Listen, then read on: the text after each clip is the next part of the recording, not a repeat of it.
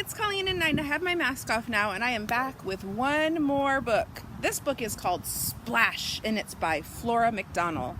I thought this would be a good book today because it's hot, and today would be a good day to splash in the water. Splash. Oh, look at that tree in the watering hole. Splash by Flora McDonnell. Hot, hot, hot. The elephants are hot. Tiger is hot. Rhinoceros is hot. Let's follow the baby elephant, down to the water. Lovely water. Water to drink. All the animals are drinking the water.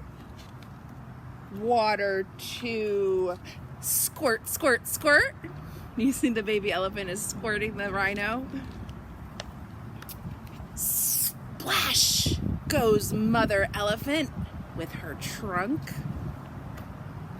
Splash goes rhinoceros. Whoosh, sploosh goes tiger. He's kind of swimming through the water and splashing it all about. Splash, splash, splash, splash. They're all splashing now. Now tiger is cool and happy. Now rhinoceros is cool and happy.